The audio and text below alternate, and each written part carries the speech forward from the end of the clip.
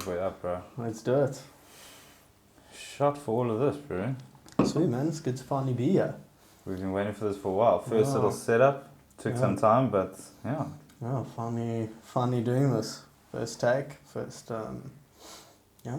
shoot. And keeping the energy alive here, boy. Yeah, that's it. We need it. Mm-hmm. Been a lot of late nights, a lot of work to get here. And a lot of travelling for racing as well. So it's been a bit of a, how do you say it, like a scramble between both, which is quite cool though. Oh no, but I mean, well, I guess we're getting straight into it then. I've been like, introducing all the viewers to who you are, as the host of Alternative Culture, Yeah. I guess the question is, who is Matt Gildenhuys? So I'm going to start off with a little bit of background of motocross, okay? Obviously that's where my heart and soul is. 100%, yeah. It will always be there. As I mentioned on a few other shows before, once moto is in you, it's always in you, yeah? I think you would agree. No, definitely. Once that bug bites, you sort of done for life, So my little upbringing in motocross, like I said before, it was mentioned on one or two other shows. It started off at the age of about 4 or 5 years old. Ended up being I'm going to cut a long story short here, just to give, because I don't want to make people bored. So started off, we were on our way to go buy a remote control car, my dad and I. Ended up going past a place called Linux Yamaha in town, CBD. And we ended up leaving town with a PV50 as opposed to a remote control car. Sure. Okay. Yeah, so it's a little bit different, but came home, my dad had that little stick in the field, showing me go around in circles. He'd hook a left with the arm, right with the arm with the stick to show me where to go, otherwise I'm into the street. Yeah. First race, I was probably about 6 years old. Yeah, 6 years old, and 6 years old never goes according to plan. What do you know? I got a 6-year-old in the room next door here, so they want to do a different sport every day, but I think that just captured me. Being behind the gates, didn't know it was my actual first race. My dad tuned me, hey, listen, this is what we're doing, it's gate practice, so let's just go out and have fun. And after the first gate practice, he came back and he was like, hey, well done, congratulations, first race done. And I was actually pretty bummed about it, because I felt like he lied to me, but thanks to him now, we are where we are. And after that, like I said, long story short, ended up winning 11 or 12 regional and Western Province championships, South African Championship in 2009, multiple AMUs, went over to Australia, raced in Australia, did multiple state rounds in Australia, raced against good guys there. I think a few people will know who they are now, like the likes of, I think, Luke Clout. Ended up proving myself pretty well there, and a team called Samsung Yamaha actually approached me and asked me if I wanted to come onto like a 4-year sponsorship visa, be a part of the team. But then my heart was pretty set on not racing anymore. I was enjoying the background scenes of it more, if that makes sense. A lot of viewers won't understand what that means, but I dealt with big teams from the age of about 13, 14. I was flying up to Josie, flying to Durban, doing my own contracts, dealing with people from a very young age. Yeah. So I kind of felt like it was too much of a job from a young age leading to where I was at the end of 2010 or beginning of 2010. So I decided to hang the boots and just still stick around and be heavily involved in motorsport. Like my whole upbringing was motorsport, so I know nothing better than motorsport. So today, obviously managing a motocross team, Casty Racing, we're still relatively new to the sport, we're still new to the scene. A lot of people are starting to get feelers out there about who we are. Got some good riders on the team, but we'll make our way through this soon. Yeah. Keep pushing, keep carrying on, that's what you need to do. And to keep going with the youngsters and not promoting them as such, but promoting them into the sport and getting the sport going, because that's what we need in South Africa. I think a lot of people will agree to that. Yeah, definitely. Definitely need more guys, more young guys in there. Yeah. The right mindsets. That's the biggest thing. To this. Not like have a good mix between, being professional and having a bit of their own, they're not let them be zombies. Let them have their personality. Yeah, like, I don't know if you would remember back in the day, like I'm talking 2006, 2007, in the motocross scene then, it wasn't as laxy-daisy as what it is now.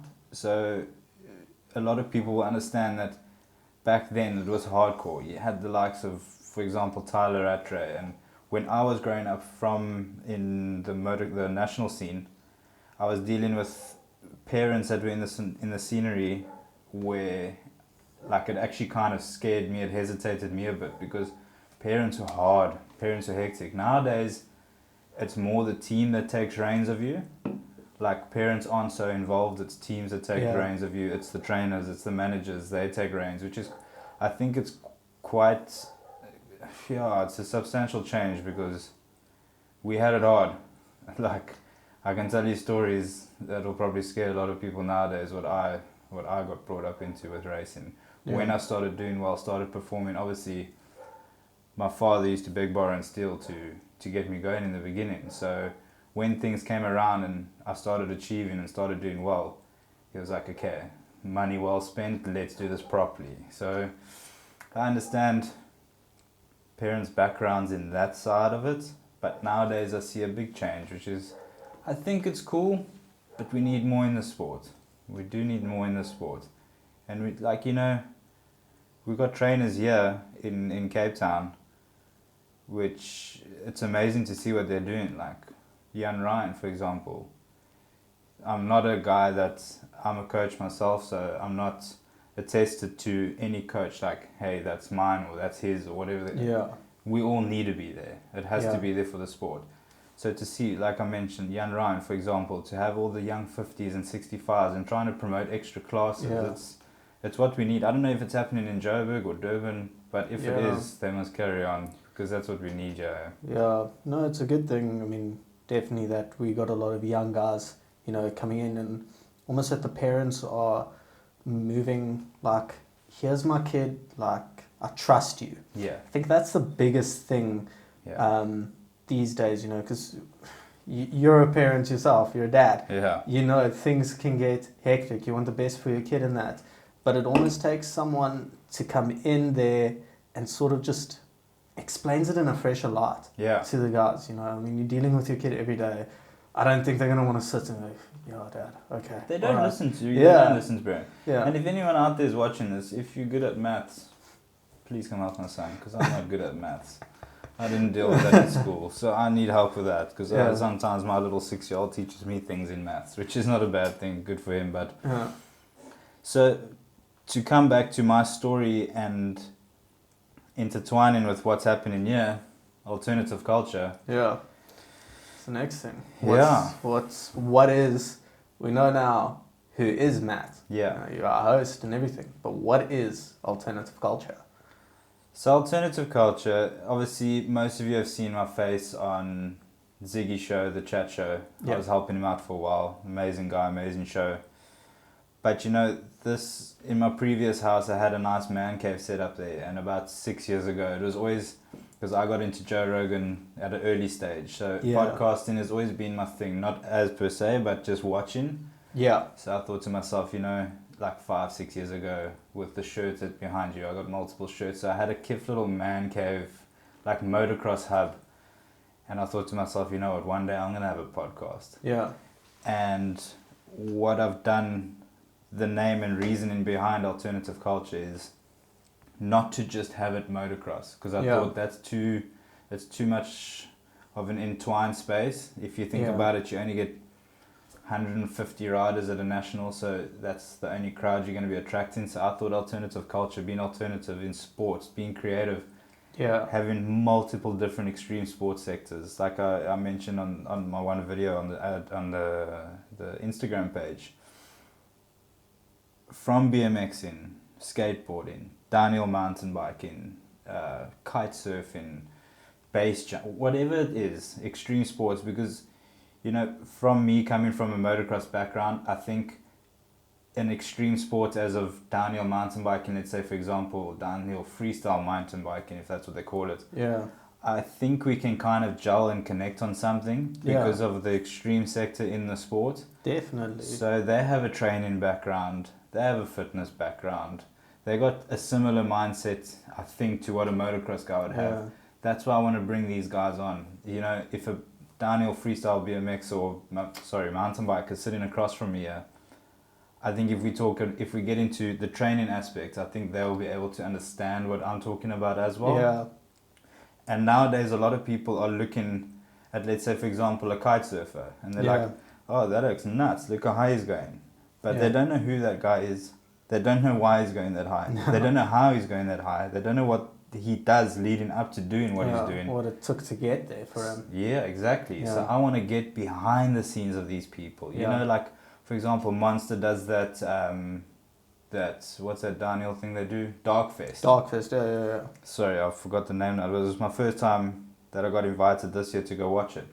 And to me, it was mind-blowing, bro. Yeah. To see what those oaks are doing on bicycles. So you see the clips leading up to it, and you see the YouTube videos, you see all the hype that's up over there. Yes, and the video doesn't do justice from a phone. Yeah, how big those jumps, those gaps. I mean, there's like such a margin. Yeah, I think there's a 110 footer. I think it's the biggest one. Yeah, something like, I don't know. It's a 110 foot jar. Yeah, it was like the biggest one, the biggest gap that these guys have ever hit, or the biggest one that's been in like a competition. I stand corrected. Yeah, but let me tell you something, bro. When I got there, and they said let's go to the 110, so I was like, all right, cool, let's do it. Walked around to the 110, and as I got there, I think it was actually a chick that came around and did it, and she was the first one to hit it. 110 foot on a bicycle with pedals, backflip in front of me. It blew my mind. Yeah, I was like, dude.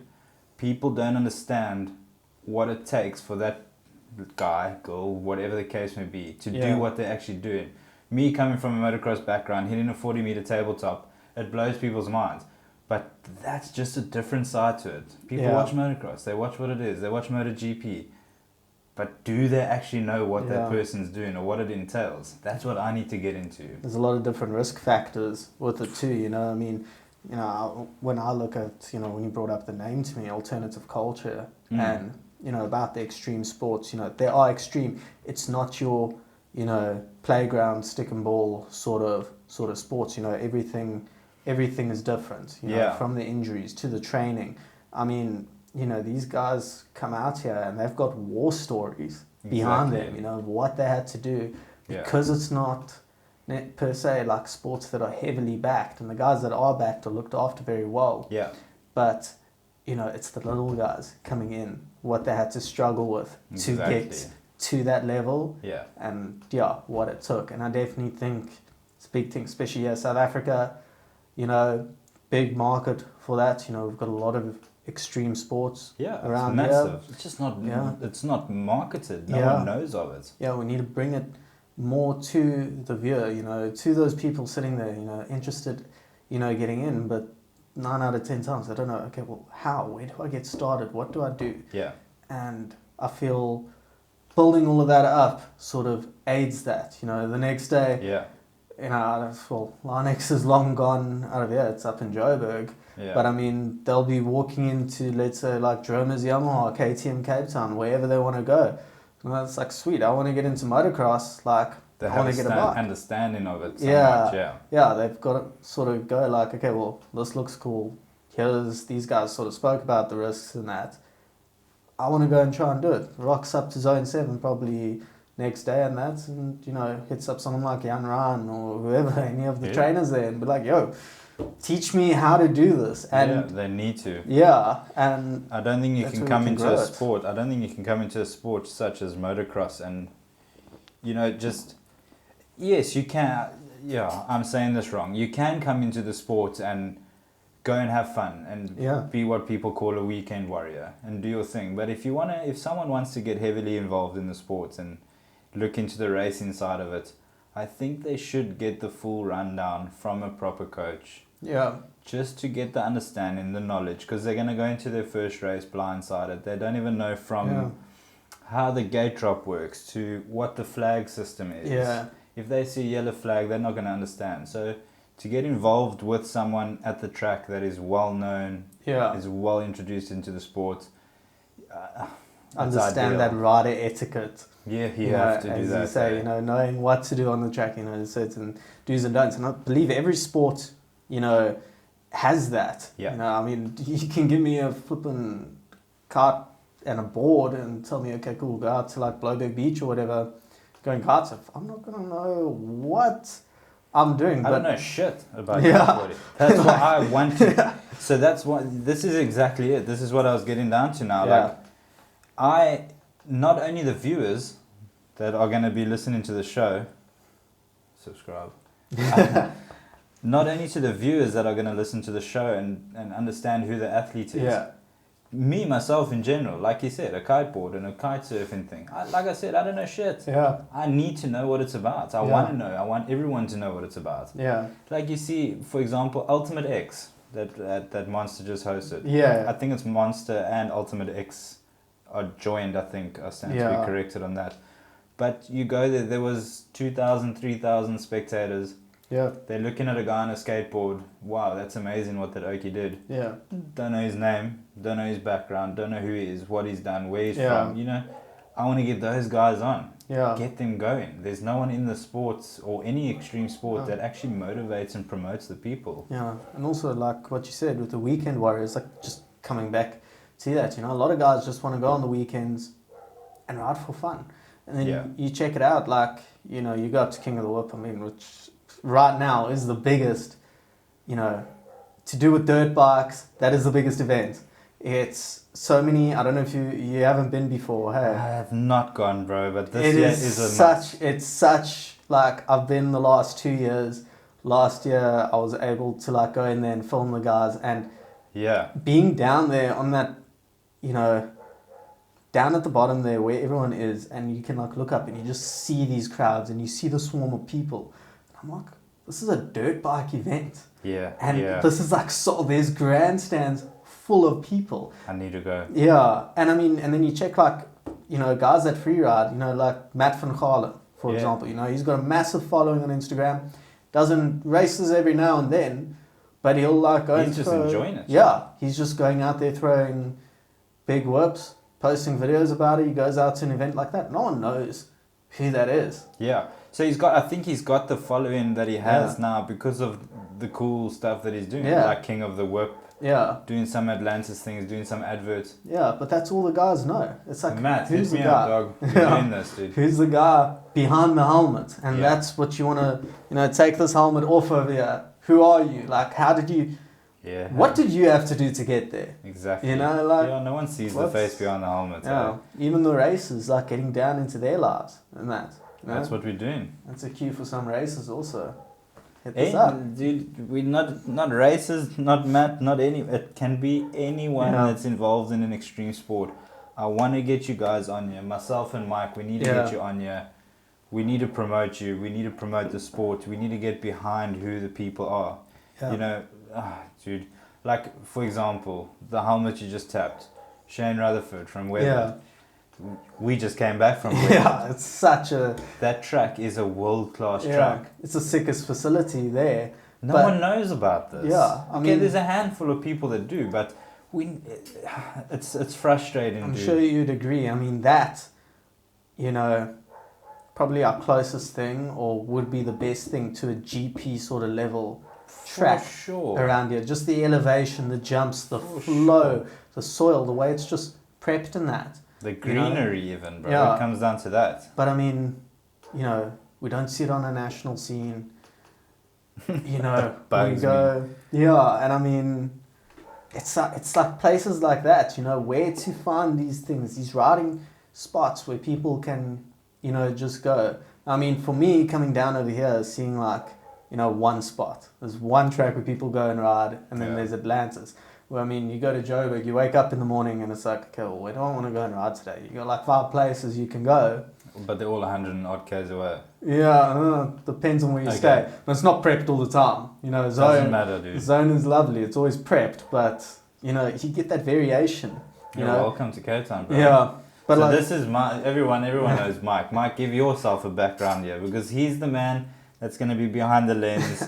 We're into this podcast together. He's involved in alternative culture. We're going to be doing this together. So he's assisting with all the camera, all the equipment that I don't know of.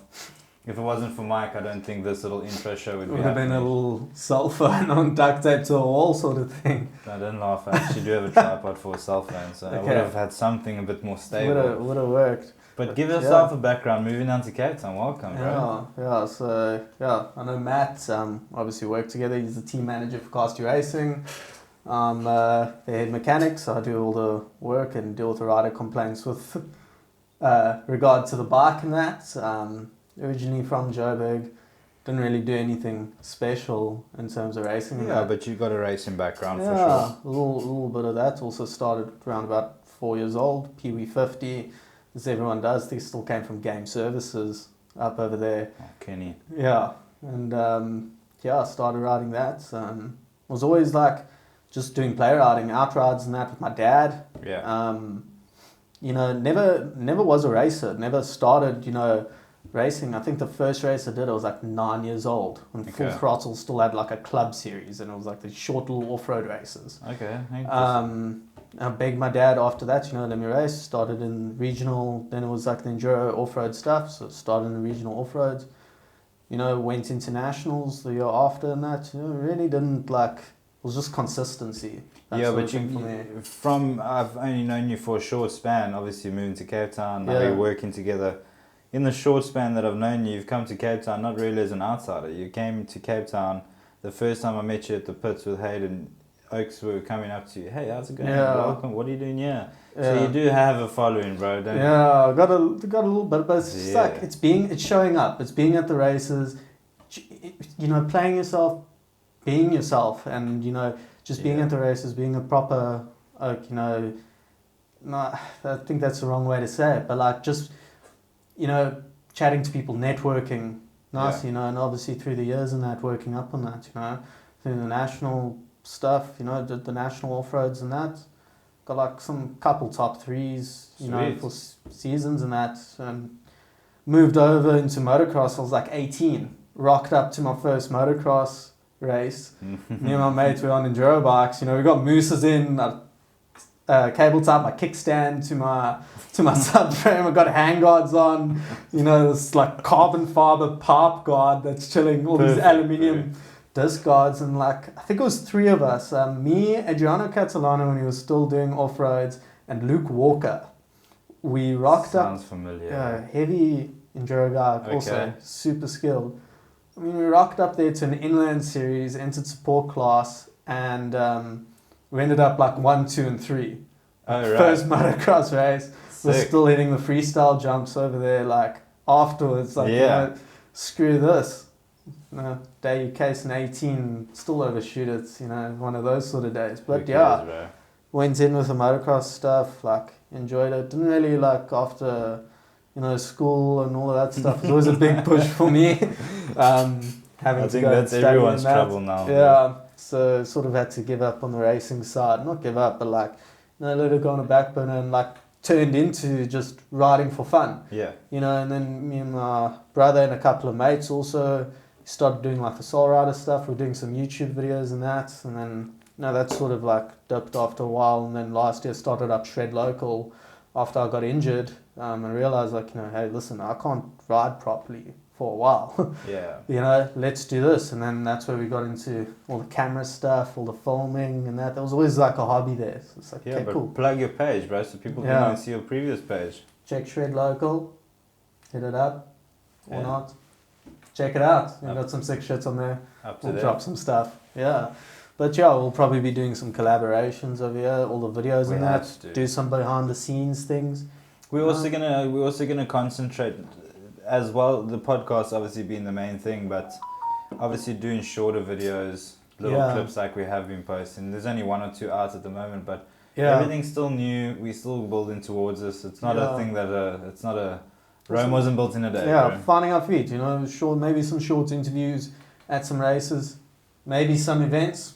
Let us know. Get some exposure for these places. 110% going to King of the Whippers. Yeah. That's a must. Definitely have to. I'll ride my bicycle there. We'll book out. We'll go stay there. We have to. Get the whole thing. The guys train at the Jungle Rush compound there, Terratopia. Okay. You know, that's like that's where the ramps come from. You know, Dallin Goldman, his crew over there, they're quite sweet. And the guys go and train there. And I mean, that's also quite sick to, you know, sort of see the behind the scenes. I mean, of course, you know, Stav Orland. Yeah. You guys did an interview, I think, on the chat show with him. Last year, I think, Chestnut, we did him in Chestnut, I mean, sitting with him, like, you know, obviously being there at the Jungle Rush compound, watching these guys go, I mean, he was going, you know, standard motocross things. I'm whipping one way. And the guys tuning, go the other way. First try, he's like whipping bigger the other way. And like throwing turn downs, and you see these guys just having fun. So they actually do train, like they do training leading. Yeah, they do practice in that, but it's all like him and Dalton had a thing. It's like, I want to whip bigger than you. Okay. So like there's a fun side. It's a weird dynamic because it's not training like I'm going to the motocross track, I'm doing motos. Yeah. The guys just rock up there, they talk a bunch of shit. It's like free riding. Yeah, they go and ride. And I think that's like also a big thing earlier. That's how everyone started riding. I mean, everyone's gone out to the dunes or outrides. There's multiple outrides and trails that people go and do. We need to get everyone involved. Free riding isn't just hitting some, it's turned into this whole thing about hitting some big jump now. It's not that. It's like you're going out with your friends, find a jump, find a sweet corner, you know, you're going to hit that corner like until it's blown out. Yeah. But that's like, it's just being free. And I feel every single sport sort of has that. I'm sure downhill guys will go and jam somewhere, you know, just for fun. I think those downhill guys, that's why we need to get one on ASAP. I think those downhill guys they cruise around with spades and stuff. Yeah. I mean, you can do the same on the bike. I want to cruise around with a spade with them. I want to see what these guys do. We need to follow them around. You don't want to sit on a spade on an MX bike, I'll tell you that much. It's super uncomfortable. You can't do... I can believe that too. You can't do... Like, all your friends can go while you're riding out to a spot. They can go and do some dumb shit. You sit there and fucking spade on you. Like, you can't do... It's the same in the motocross training. Like, you know, you do a little bit of a dirty move. I wouldn't call it a dirty move as such, but... Maybe, you know, some old school training techniques that I'll incorporate every now and then. Like, you know, if you drill into someone's head, hey, stand as much as possible. Yeah. So taking the seat off, you know, after like, I think it'll probably be the second lap for most people, you know, that lower back pain. Because now they're having to stand everywhere. Yeah. And you've dropped their clutch at the same time, so they don't have something to revert to if they make a little accident or something like that. Their front slips out, the first thing someone wants to do is they want to grip their clutch because it's just a comfort, safety little feature. Their seat's off, their clutch is down. Yeah. They are flicking you so bad under that helmet. Oh, man, we know. We've done. I think it was my second weekend we were doing that. You have to, dude. Yeah. It sounds like a little bit of a cruel thing. You know, we laugh about it now. Yeah. And we can laugh about it the day of training once they're done with it or whatever the case is. But... from my side, it's not that I'm going there and just being a doers about it. Yeah. I went through hell. So I know what it takes to be one of the best, you know what I mean, in South Africa and whatever the case. So I'm just going to pass down my habits, bro. I'm going to pass down the things that I know, pass down my knowledge. Yeah. Like I said, we grow in the sport. So I'm going to pass everything down as much as possible. Yeah. Like sort of, hey, I've got the experience over here. We're guarding you. I'm not saying do everything to the book, but like take this because so you don't have to deal with it. It just makes it easy. Yeah. Like you sort of everyone's path, and I believe there's any sport is going to be the biggest zigzag ever. If you can just help them, and I think like also going back to we mentioned it a lot here, but on the show as well, you know, having these guys getting that insight from the professionals and that, you know, some of these guys can't go out and get a trainer, you know, I'm sure they are for carporting and that, but they can get extra insight. You know, There's always someone in that sport that's like the godfather of the sport, you know what I mean? Exactly. There will always be someone to hand out some sort of knowledge, I believe, for Everyone has been through something. It's what you can relate with at the end of the day. And I believe like going in with this, a lot of people will relate. You know, there's plenty of people out there. We might think like, you know, these industries are small, but I'm telling you, there's plenty of people out there, you know, whether they've done it before and they want to get back into it, they're fresh to it, they're doing the research in it, they might just not know the how to get in. You know, it's those people, we need to bring them in, you know, get more guys involved. Even if they're coming down to Zone 7, where we're based, we got our setup there, they can come down there, Come chat to us. Yeah. It's like I said, we're handing down knowledge. We're handing down as much as we can into the sport, not only via the show, but in person. Yeah. Pull down to our pits. Ask us a question if you need to ask a question. Let's do it. Let's get everyone involved. I think that brings us to our next point of here. It's like, how do people get in contact with us? If they want to be on the show, or they want to find something out, or, how do they get in contact? Well, first point of contact, well, obviously, if they're down at Zone 7 or in Cape Town, you can hit us up on our Instagram page, Alternative Culture. You can send us a little message there. I'm definitely not handing out my cell phone number on the show. Yeah. So they can hit us up on the page. We'll respond immediately. So, like I say, the page is pretty new. We know Joe Rogan right now, but we'll respond. Yeah. We'll help you. We'll assist where needed. Yeah. Comments on a video even, the username for that, _ alternative culture _ So just search alternative culture on Instagram, wherever, and get it going. Obviously, check out the YouTube channel, like the videos, comment what you think, and subscribe. Yeah. Turn on your notifications so you know exactly when we're posting. We'll obviously put a lot of teasers out over there, but have that little, be one of the first, on that watch party sort of thing. Hopefully, it's first show in that, but we'll get there.